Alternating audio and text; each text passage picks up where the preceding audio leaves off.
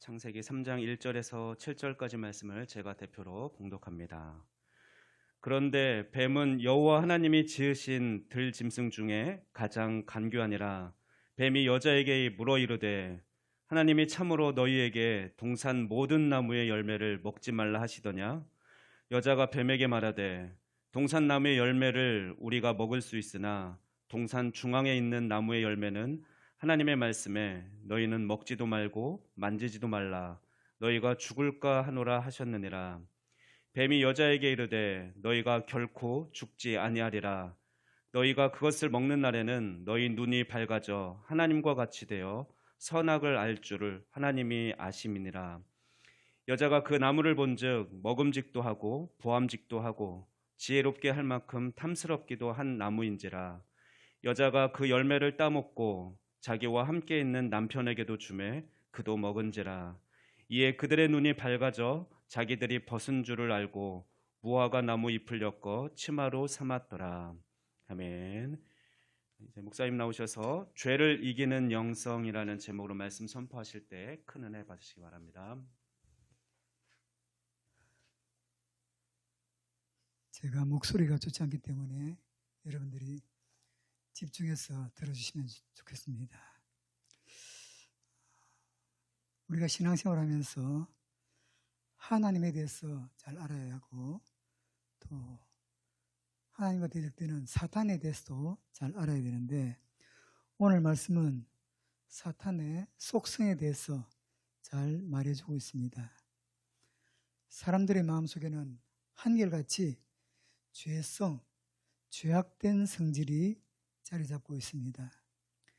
창세기 4장 7절은 이렇게 이야기합니다. 죄가 너를 원하나. 전에 성경에는 죄의 소원은 내게 있으나. 죄의 가능성, 죄를 지으려고 하는 마음, 이런 것들이 사람들의 마음속에 자리 잡고 있다는 말입니다. 절대로 죄를 지어서 죄인이 되는 것이 아닙니다. 죄인이기에 죄를 짓는 것이라는 이야기죠. 죄의 소원이 내 안에 있다. 말씀을 묵상하지 않고 기도하지 않으면서 내가 죄를 이길 수 있을까? 여러분, 무엇으로 죄를 다스릴 수 있겠습니까? 저와 여러분이 절대로 인정해야 할 것은 이 죄의 배후에는 사단이가 있다는 것입니다. 여러분, 그냥 죄 짓는 게 아니고 사단의 역사고 사단의 유혹이고 사단의 계략이란 말이죠. 그렇다면 죄의 배경에 사단이 있는데 내가 영적이지 않고 말씀을 묵상하지 않고 이길 수 있을까? 아니라는 거죠. 돈만 벌면 아무 문제 없을 것 같고 출세하면 아무 문제 없을 것 같고 자식만 잘 자라면 아무 문제 없을 것 같지만 아니라는 거예요. 끊임없이 창세기에서 계시록까지 우리 그리스도인들을 향한 절대 요구는 너는 영적이어야 한다. 너는 영적이어야 한다. 특히 주 예수 그리스도를 영접하고 거듭난 사람은 육신의 밥을 먹듯 영적 양식을 끊임없이 공급받아야 한다는 것입니다. 여러분 아십니까? 우리가 주일만 주일일 수 없어요. 주일만 하나님과 교제할 수는 없어요. 6일이 무너진 주일은 절대로 온전한 주일일 수 없어요. 그래서 예배도 이 예배로 끝나는 게 아니라 교회에서 드리는 예배 끝나면 바로 당신 스스로 드리는 예배가 시작됩니다. 라는 말이 있듯이 우리의 삶은 예배로서 지속되어야 된다는 거죠. 중요한 게 뭐죠? 우리가 공식적 예배에서 우리 자신을 주님 앞에 세우는 이상으로 우리의 삶 속에서 끊임없이 자신을 주님 앞에 드리는 훈련 없이 영적인 승리는 없다는 거죠. 한 주일 내내 육적으로 살다가 주일날 갑자기 영적일 수는 없다는 거죠. 다시 말씀드리지만 하나님 앞에서의 나, 가장 중요한 시간, 가장 고요한 시간에 나를 하나님 앞에 세우지 않고는 승리할 수가 없다는 거죠. 죄의 소원은 내게 있으나 죄가 너를 원하나. 여러분, 죄를 이길 능력이 있습니까? 사람이 어떻게 죄를 이겨요? 어떻게 죄의 유혹을 이겨요? 예, 어느 정도는 이겨요. 9번은 이겨요. 그러나 결정적인 순간에 나 자신은 와르르 무너진단 말이죠. 하나님의 은혜를 끊임없이 공급받지 않고 우리가 어떻게 죄를 이길 수 있을까? 죄의 소원은 내게 있으나, 여러분, 목사임에도 불구하고 죄의 기질이 불쑥불쑥 솟아나오는 것을 보면 온갖 죄악이 난무하는 죄악 세상의 최저망에서 일하는 성도들은 어느 정도이겠는가? 사역을 하면서 또는 관계 속에서 얼마나 많은 과정을 이겨야겠는가? 그럼에도 불구하고 성경은 단호해요. 죄의 소원은 내게 있으나 너는 죄를 다스릴지니라. 죄는 내가 너를 이기게 하는 것이 아니라 네가 죄를 이기게 한다는 것입니다. 우리가 웃기는 게 사람들이 하나님 죄 안 짓게 해주세요. 하나님 죄 안 짓게 해주세요. 그리고 타협을 해요. 하나님 이번만요. 그리고는 걷잡을 수 없는 죄의 소용돌이 속에 빠져간단 말이죠. 너는 죄를 다스릴지니라. 어떤 분이 기도합니다. 하나님 바람 안 피게 해주세요. 바람 안 피게 해주세요. 그리고 바람 피웠어. 그리고 뭐라 하냐면 하나님 내가 바람 안 피게 했다고 기도했잖아요. 그 책임을 하나님께 돌려요. 얼마나 웃긴지 몰라요. 이게 아니라 너는 죄를 다스릴지니라. 죄는 누가 이겨주는 게 아니에요. 하나님께서 이겨주는 게 아니에요. 여러분, 우리가 이미 아담이 선악과 먹는 거 봤잖아요. 우리 말하지요. 하나님, 아담이 선악과 좀 못 먹게 하시지. 그걸 보고만 계셨냐고. 내가 바람 필 때 못 피게 하지. 왜 놔둬요? 죄는 네가 이겨라. 죄는 네가 이겨라. 공급받은 은혜의 힘으로. 하나님은 이미 우리에게 이것은 죄야. 그리고 이것은 이겨야 한다는 절대 원칙을 주셨단 말이에요. 그럼에도 불구하고 적당히 무너져서는 안 된다는 거죠. 죄의 소원은 내게 있으나 너는 죄를 다스릴지니라. 여러분, 언제나 사람은 죄 지을 가능성이 있고 죄 지을 준비가 되어 있다는 거죠. 착한 일 하면서 죄 지어요. 구제하면서 죄 지어요. 죄송해요. 제가 목사인데요. 설교하면서도 죄 짓더라니까. 별로 안 놀리는데. 내가 이 말하면 놀랄 줄 알았는데 설교하면서도 죄 짓더라니까. 그래서 성경은 뭐래요? 예배의 실패자, 하나님의 은혜를 공부하지 못하는 자, 은혜가 은혜되지 못하는 자에게 오는 첫 번째 오는 게 뭐죠? 죄가 문에 엎드러내니라. 무엇을 하든지 영적이지 못한 사람에게 나타나는 현상은 언제나 죄가 문에 엎드려요. 출세의 문에, 합격의 문에, 부유함의 문에, 무엇이 잘 풀리는 형통함의 문에 죄가 납작 문에 엎드리는 거예요. 세상의 문 제대로 봐요. 죄 짓는 것밖에 없어요. 어떤 분이 인터넷에 글을 올렸는데요. 한국행 비행기를 타고 오는데 밤에 제일 먼저 눈에 들어오는 게 새빨간 십자가가 그 쪽팔리더라고. 이 돌대가리 같은 놈. 십자가가 쪽팔려. 세상이 얼마나 이상해졌고 우리의 가치관이 더 틀리나 보세요. 여러분, 십자가를 부끄러워야 하는 게 아니라 술 소비 세계 1위 이런 게 부끄러운 게 아니에요? 이혼 1위, 자살 1위 이런 게 부끄러워야 하는 게 아니에요? 많은 것을 부끄러워하는 사람들이 술 소비 1위 이런 걸 부끄러워하지 않아요. 죄로 말미암아 부끄러운 것을 잃어버렸어요. 빌립보 3장 19절에 보면 저들에 대해서 그들의 마침은 멸망이요 그들의 신은 배요 그 영광은 그들의 부끄러움에 있고 땅의 일을 생각하는 자라. 그 영광은 그들의 부끄러움에 있고, 이 말은 무슨 말이냐면 마땅히 부끄러워해야 되는데 그걸 영광으로 여긴다는 거예요. 전에 제가 회사 다닐 때 어떤 사람이 내 어저께 오진함이 유명한 그 요정이 있어요. 160만 원치 술을 마셨어. 아주 자랑스럽게 이야기하더라고요. 여러분, 그때 그 당시 160만 원이면 아마 지금으로 치면 한 1000만 원 훨씬 넘을 것 같아요. 한 사람이. 그게 자랑스러워? 부끄러운 거라고. 근데 부끄러운 일을, 그 영광은 그들의 부끄러움에 있고, 부끄러워야 될 일을 자랑스럽게.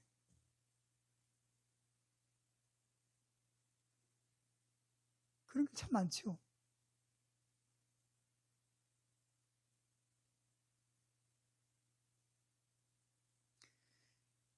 나이트클럽에 가서 밤새 춤추는 것은 아무렇지도 않고, 교회에서 밤새 기도하는 것은 미친 짓이에요.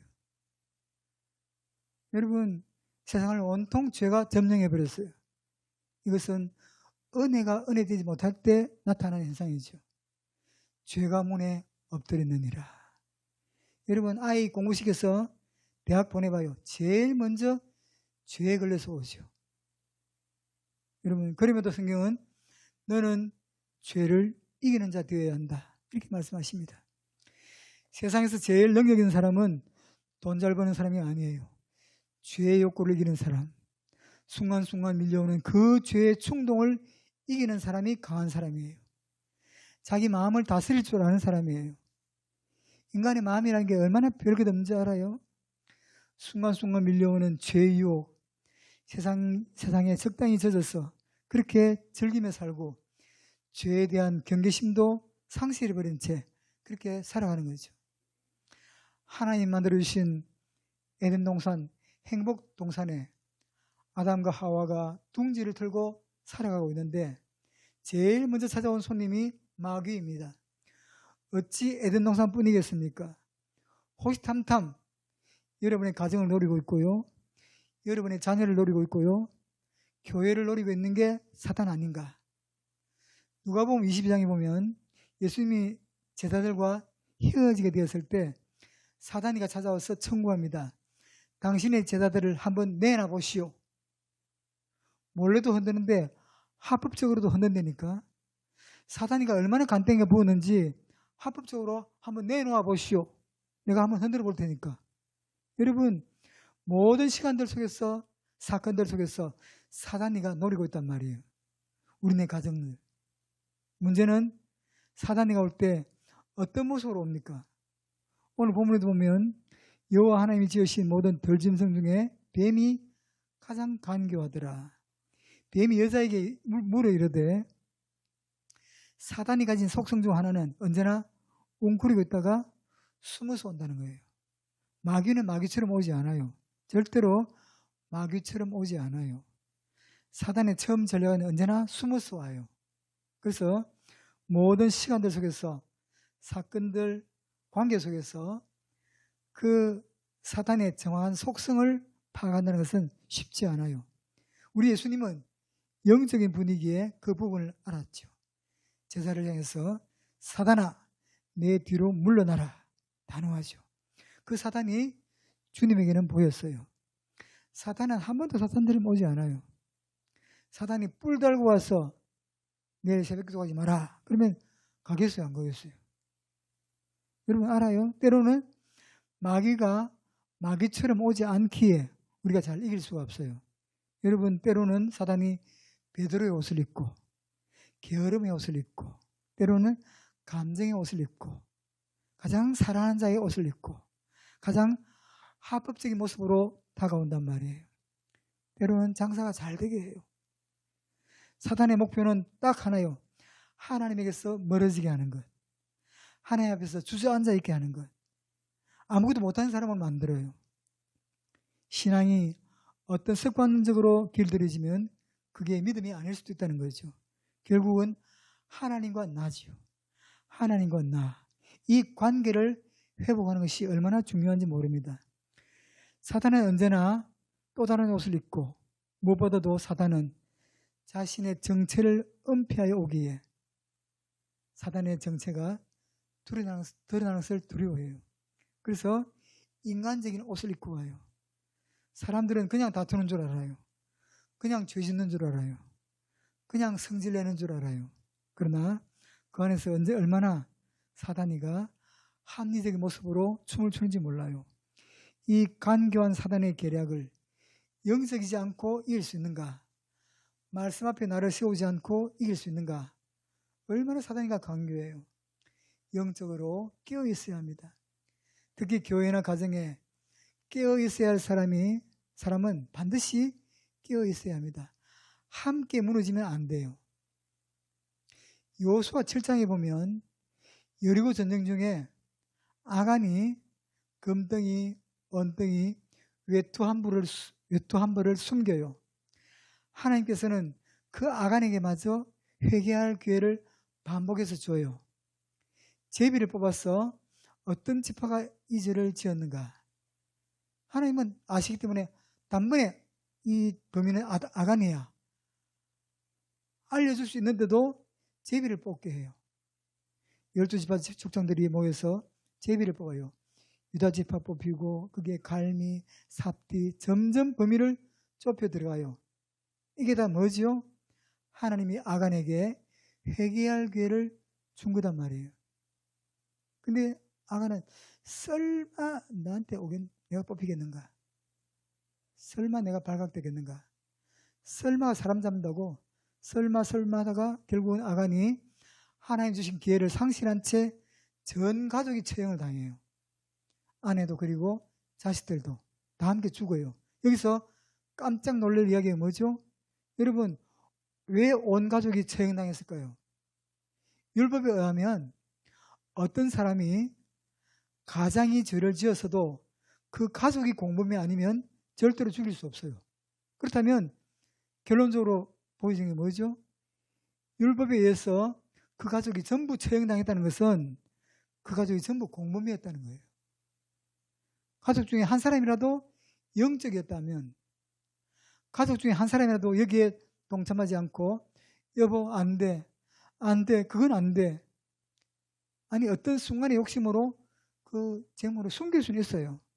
그러나 하나님이 기회 주실 때 여보 우리 고백하자, 우리 가서 무릎 꿇자, 우리 머리 숙이자, 이렇게 회개하기를 촉구했더라면 모두가 다 처형되지 않고 용서의 은혜를 입었을 것입니다. 그런데 끝까지 시침이 떼고, 여러분 부부가 금요 철학 예배 때 여보 오늘은 피곤하니 우리 그냥 자자, 이때 안 돼 하고 하나라도 와야 살지, 그래 그냥 자자, 이거 얼마나 피곤하냐, 그러면 그 가정은 이제 골짜기로 빠져들어가는 거예요. 교회 직분자가 예배 자리에 나가지 않고 누워있는데도 편하면 그것은 끝난 거예요. 일말에 하나님 주시는 깨달음 앞에 내가 기도해야 할 사람인데, 이 정도 마음이 있다면 소망이 있지만 그 경고음을 무시하고 그냥 나가면 그가 껍데기로 어떤 직분을 갖고 있든 다 허당인 거예요. 주일은 안 나올 수 없으니 형식적으로 나와서 어영부영 예배드리고 나는 의무 다 했어. 그리고 누워있다면 우리끼리는 저 사람 믿는 사람이니 구원받았겠지, 그렇게 말해도 주님은 부부를 행한 자들아 내게서 떠나가라 단호하게 말씀하실 것입니다. 여러분, 이 사단을 우리가 영적이지 않고 어떻게 이길 수 있을까? 영적이지 않고 우리 가정을, 내 자식을 지킬 수 있을까요? 돈 버는데 미쳐봐요. 돈은 제대로 벌지도 못한 채 무너질 것만 다 무너지지. 돈을 벌지 말라는 이야기가 아니에요. 사단은 수단과 방법을 가리지 않고 하나님에게서 멀어지게 하는 거예요. 가끔 설교하다가 느끼는 게 뭐냐면, 무엇을 강조하려 치면 성도들은 엄마 오늘 목사님 성질 하나 보다 이렇게 생각할까 겁이 나요. 어느 날부터니까 말씀을 들어도 놀리지도 않아. 그죠? 목사의 잔소리 정도로. 여러분이 영적이지 않아도 괜찮을 수 있어요. 그러나 여러분의 영적인 그늘 아래에 있어야 할 사람들이 무너진다면 어찌할 것인가? 사단은 숨어서 와요. 출애굽기 보세요. 하나님의 사람들을 분주하게 해서 예배할 수 없는 사람으로 만들잖아요. 하나님 앞에 나를 세울 수 없게 만들어요. 사단은 누구를 이용했습니까? 뱀을 이용했는데 오늘 말씀에는 하나님께 지원받은 덜짐승 중에 뱀이 가장 간교하더라 이렇게 말해요. 여러분, 사단은 누군가를 이용할 때 성품을 이용해요. 간교함, 이중적 성격, 급한 성격, 믿음이 좋은 것 같으면서도 마음에 상처가 있는 사람. 사단이가 제일 무서운 사람은 깨끗한 사람이거든요. 욕심 앞에서 자유하고 늘 거룩을 추구하는 사람 말입니다. 여러분, 사단이가 이용하는 것은 성품이라고 했습니다. 또 하나는 욕심이에요. 그 중에 관계의 욕심을 들 수 있습니다. 전부 내 편이어야 돼. 전부 내 마음에 들어야 돼. 그리고 조금만 어긋나면 전부 원수만 들어. 아이고 저거. 이게 묘한 컴플렉스거든요. 내가 전부 세상의 마음에 들 수도 없고 세상이 전부 내 마음에 들 수도 없는 거예요. 들 수가 없어. 그것은 욕심이죠. 욕심도 여러 가지인데 물질 욕심만 해도 그것 갖고 사단이 얼마나 장난친지 알아요? 쉽게 버려라. 그리고 한꺼번에 버려라. 여러분, 이 돈이 춤추면서 나한테 올 것 같다가 날아가고 아주 근처에 왔다가 가버리고 바람 잡는 게 세종대왕이에요. 그렇게 다단계가 안 된다고 알려줘도 목사님 와서 보라는 거예요. 이게 죄인가? 얼마나 많은 목사님, 장로님, 권사님들이 활약하고 있는가? 누가 죄래? 그로 인해 죄욕이 너무 많은 거예요. 술 마시는 것도 죄는 아니요. 마시게 되면 마셔야지. 근데 어디 술만 마셔? 그 술림이 죄 가운데로 인도하는 게 문제지. 물질 욕심, 관계의 욕심, 영적인 욕심도 있는데 이것은 영적인 유혹으로 표현하고 있습니다. 끊임없이 그리스도를 닮아가는 것으로 가지 않고 뭔가 신령한 쪽으로 늘 이끄는 것. 자기 교회에서의 신앙생활을 우습게 생각하고 어디 가서 희한한 것 배워야 속 시원한 것.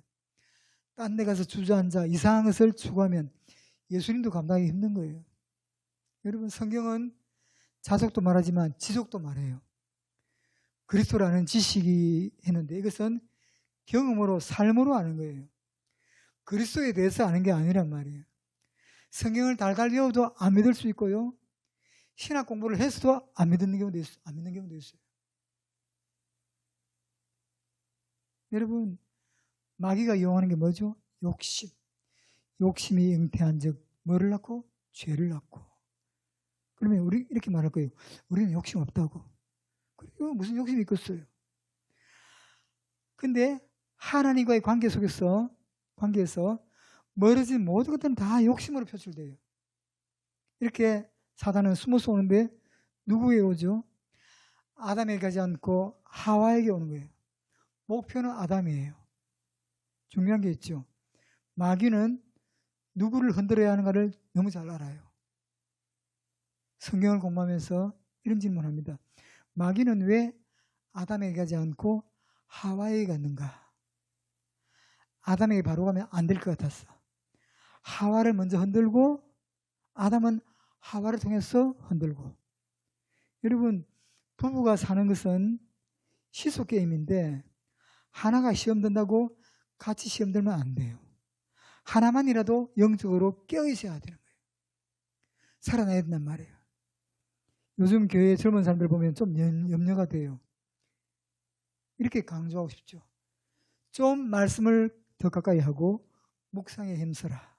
근데 말씀은 제쳐놓고 찬양만 좋아해. 그 찬양도 지금 유행하는 곡조에 가사만 살짝 얹어서 그 찬양만 좋아하고 정작 말씀은 손에 안 잡아. 시각적이고 감각적이다 보니까 하나님 앞에 조용히 서는 것을 못해. 말씀 앞에 나를 세우지 않으면 안 된단 말이에요. 젊은이들이 찬양을 좋아하는 만큼 말씀을 좀 좋아하고 이랬으면 좋겠어요. 이건 우리 어른들도 마찬가지예요. 주일 하루 예배 드린 것으로 일주일 승리할 수 없어요. 매일매일의 양식이란 말이에요. 그래서 큐티하는 참 좋아요. 말씀 앞에 나를 세우고 때로 성경을 학문적으로 파고들기보다는 다 놓아두고 그냥 하나님 주시는 은혜를 받고 여러분 말씀 앞에 나를 세우고 매일의 만나를 받아먹듯 그날의 영적 양식을 공급받고 참 중요하죠. 이 간교한 마귀는 우리를 인간적으로 만들어요. 절대로 영적이지 못하게 만들어요.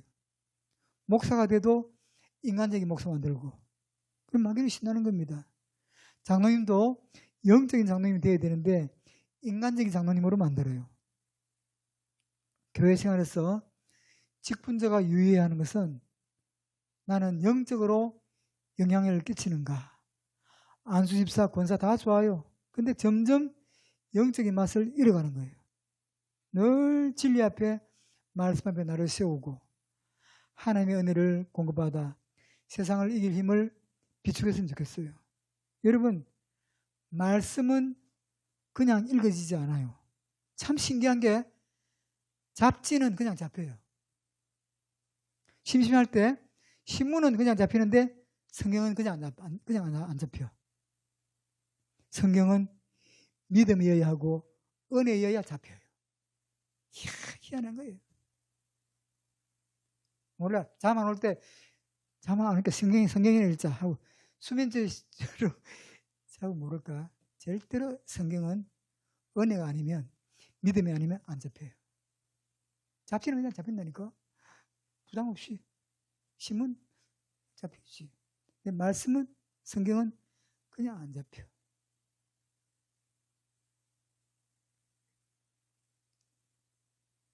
똑같은 책이고 활자인데 잡지는 그냥 잡히는데 성경은 안 잡혀. 이게 문제예요.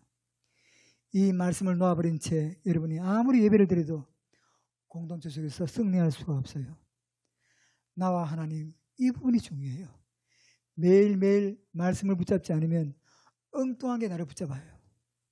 매일매일 하나님의 은혜를 공부받지 않으면 우리의 심령은 공허해져요. 때로 볼펜도 노트도 다 접고 그냥 하나님 면전에서 폭포수 같은 그 은혜로 흠뻑 적시고, 기억하십시오. 죄는 네가 이기는 거다. 하나님이 힘주시긴 하지요. 지혜는 주셔요. 그러나 자신은 속 빠진 채 하나님의 아래서 하세요. 그리고 널브러지다간 신세 조지는 수가 있어요. 갈수록 요즘 믿는다 하는 가정이 무너지고 있어요. 이 코로나 때문에 어저께 목사님끼리 모였는데 지금 한국교회 성도가 3분의 1은 줄었다. 조금 심하게는 반이 줄었다.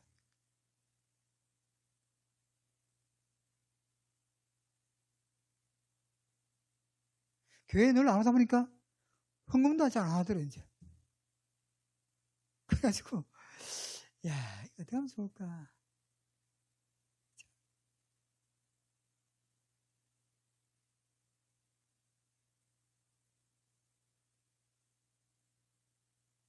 교회는 점점 육적 그리스도인만 양산하는 거예요. 부자 그리스도인, 잘난 그리스도인, 출세한 그리스도인. 그래서 교회가 빛깔나고 화려해져. 근데 문제가 뭐죠? 사도행전에 보면 베드로와 요한이 은과 금은 내게 없거니와 내게 있는 것으로 내게 주노니 곧 나사렛 예수의 이름으로 걸어라. 초대교회는 은과 금이 없었어요. 돈이 없었다 그 말이에요. 그러나 예수 그리스도의 이름, 그 능력, 그 권세는 충만했어요. 요즘은 어때요? 교회들이 은과 금이 너무 많아. 돈이 흘러 넘치고 주체를 못해. 근데 중요한 것은 예수 그리스도의 이름과 능력, 권세, 이게 다 없어졌어요. 여러분, 하여튼 영적이어야 합니다. 성령으로 충만해야 합니다. 그래서 내가 이끄는 것이 아니라, 내가 나를 이끄는 게 아니라 성령이 나를 이끄시고 나를 하나님이 원하시는 하나님의 사람으로 만들어 능한 자 되어야 되지 않겠습니까? 사단이가 어떻게 온다고요? 다른 옷을 입고 와요. 얼마나 마귀가 강교한 줄 알아요? 무서운 거죠. 조국교회를 바라보면서 무서운 거예요. 이 교회들이 어떻게 될 것인가? 교회들이 다 미쳐서 어떻게 부자 될 것인가? 여기에 초점을 맞추고 방황하니 누가 책임질 것인가? 하나님 말씀을 물타기 하는 방법으로 이 마귀가 진리를 진리되지 못하게 하니, 하나님 말씀을 좀 진지하게 받기보다는 감각적으로 받기를 좋아하니, 말씀도 개그맨식으로 받는 것을 더 좋아합니다. 사람들이 왜 만화책을 좋아해요? 왜 좋아합니까? 부담이 없거든요. 외워야 할 필요도 없어. 마음 편하니까. 교과서는 보면 신경질이 나. 왜? 외워야 되니까. 시험에 뭐 나올까? 부담이거든. 어느 날부터 말씀도 부담이 되는 설교는 싫어. 유행가로도 불러주면서 재미만 있으면 되는 설교. 그래서 한바탕 웃고. 근데 이것도 자꾸 반복되면 재미가 없어. 그래서 어디까지 가느냐? 여러분 자꾸 나를 쳐서 어거지로라도 말씀 앞에 서서 은혜 받으려고 몸부림치고 이러지 않으면 안 돼요. 어떤 분이 부지런히 성경을 필사를 해요. 창세기부터 계시까지 오랜 시간 다 끝내고 나서 하는 말이 이제는 성경 좀 읽자 그러더라고. 쓰는 게 목표였어요. 나는 이만큼 썼어. 과시죠. 근데 정작 읽지는 않아요. 때로 하나님 말씀을 가르치면서도 하나님 말씀이 아닐 수 있다는 게 문제죠. 우리 좀 더 영적이 됩시다. 너무 영적이 되면 하나님이 데려가실 수도 있으니 조금씩 나로 하여금 육적인 껍질을 벗고, 영적이라 해서 신비적인 것을 말하는 게 아니에요. 삶이 규칙적이고 더 사랑하고 하나님의 은혜를 입어가는 거죠. 그 이상하게 영적인 사람들의 특징이 있잖아요. 사람을 무시하고 깔보는 거. 이러면 안 됩니다. 우리가 깨달아야 되는 것은 성령 충만은 우리가 더 깨끗해지고 거룩을 욕심내고 하나님의 성품에 더 가까이 나를 만들어가는 것. 주여 나를 거룩하게 하옵소서. 나를 깨끗하게 하옵소서. 이게 우리의 욕심이 되어야 합니다. 나 자신도 모르게 분주함과 곤감에 매여 영적으로 지치면 나를 추스릴 힘도 없고 하나님 앞에 나갈 힘도 없어집니다. 우리 마지막 때 영적으로 깨어 승리합시다. 하나님 주신 음성에 감동에 민감하고 이걸 하나하나 무시하면 어느 날부터 인간은 감동도 없고 영적으로 무디어져서 바닥에 떨어지는 거죠. 지금까지 아무것도 안 됐어도 괜찮아요. 말씀 앞에 서면 하나님이 다시 나를 건드려요. 하나님, 나는 영적이어야 합니다. 규칙적이고 엄격하게 하나님 앞에서 나를 정방하고 늘 자신을 의의 병기로 자신을 드려 하나님 앞에 쓰임받는 우리 성도님들 다 되시기를 축원합니다. 기도하겠습니다. 하나님 감사합니다. 오늘 끊임없이 우리를 유혹하고 무너뜨리려는 사단의 속성에 대해서 생각했습니다. 죄의 소원은 내게 있으나 너는 죄를 다스릴지니라. 하나님이 공급해 주시는 은혜와 능력으로 죄를 이기는 우리 모두가 다 되도록 역사하여 주시옵소서. 하나님과 나와의 관계를 회복하고 인간적인 부분을 배제하고 언제나 자신을 영적으로 다듬어갈 수 있도록 인도하여 주시옵소서. 헛된 욕심들을 버리게 하시고 영적으로 깨어있게 하시고 매일매일 주시는 영적 양식을 공급받고 언제나 믿음으로 이기게 하여 주옵소서. 하나님 앞에서 항상 나를 증거하고 우리의 몸을 의의 병기로 드려 하나님께 쓰임받는 우리가 다 되도록 은총을 덧입혀 주옵소서. 예수님의 이름으로 기도드리옵나이다. 아멘.